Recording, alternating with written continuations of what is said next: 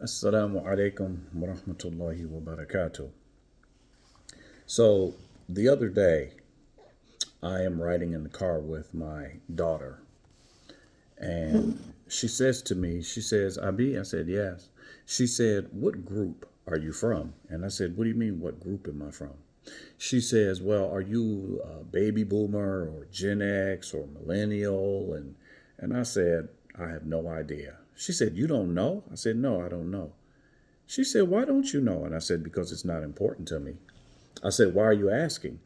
She said, because that's basically how I understand how people are. And I said, be careful. And she said, what do you mean? And I said, I don't give it credence or I don't give it value because that's not the metric by which we as Muslims categorize people. And she said, what do you mean? And I said, well, the Qur'an and the Sunnah categorize people. Allah categorizes people. Muslim, Kufar, Mushrik, Mu'min, Muhsin, the whole nine.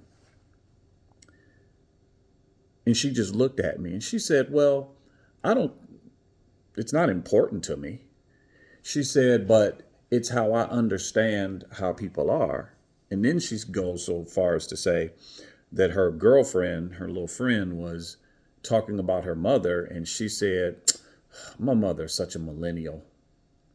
And I said, this is exactly the problem.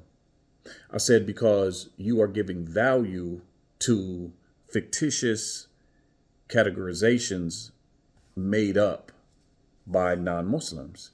So now you have a certain expectation or preconceived notion of what a person may or may not be based on the, again, fictitious categorizations created by non-Muslims. And I told her, we as Muslims, we don't do that. I said, there may be some objective or abstract truth to some of these categorizations. And I'll give you an example. We live in an era of high technology, and technology can make us impatient.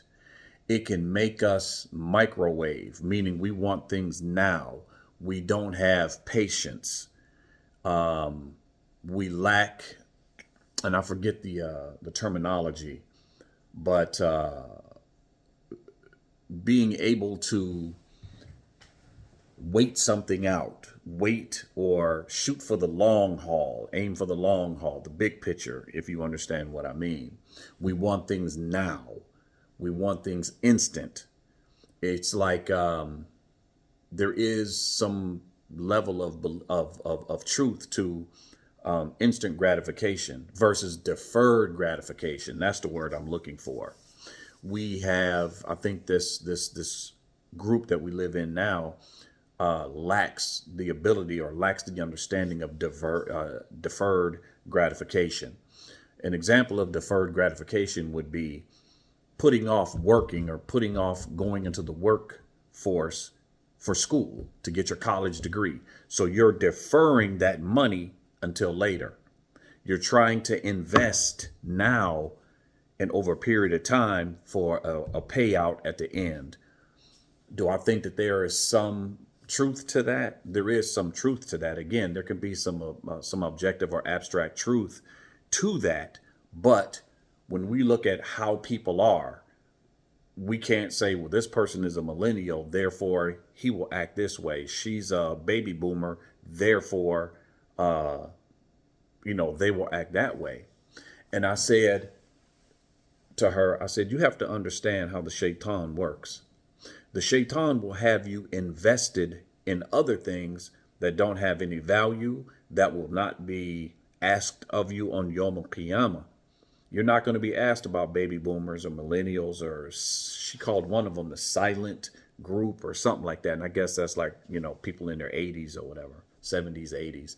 She said, or rather, you're not going to be asked about any of these categorizations of people. And I said, but understanding who the Muslims are, understanding who the kuffar are, understanding who the mushrikun are, understanding the various categories of humanity that Allah has laid out for us in the Qur'an and the Sunnah. It's in your best interest to know who those are. So we'll waste time looking into what are the baby boomers like? What is that age group? What are the millennials like? What is that age group? We'll spend so much time doing that we'll miss out on the pertinent information that Allah has for us. And that is another tactic of the shaitan, to have you distracted with nonsense, have you distracted with things that don't have any value, or have very, very, very little value, or very little truth connected to them. And I told her, I said, well, understand that if the shaitan came to you today and said, commit shirk, would you do it? She said, no.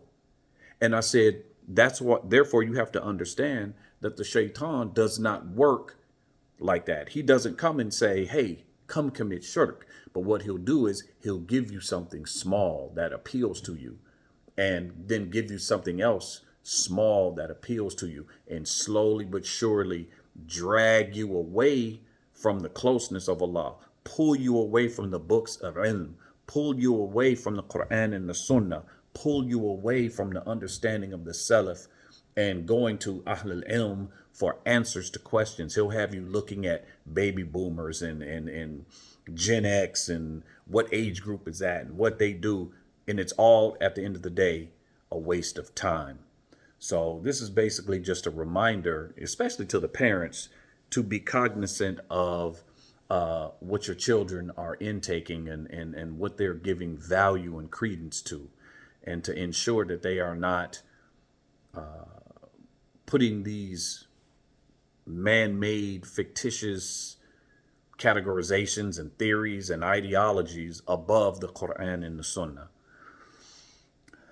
I think that's about it. So hopefully someone benefited from this, and this could be a conversation that parents can have with their kids about these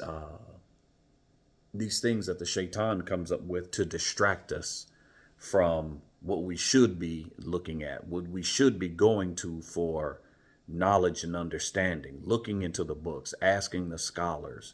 But instead, we're looking to these types of man-made, fictitious categorizations of people that have very little merit, very little value, and maybe a small amount of truth to it.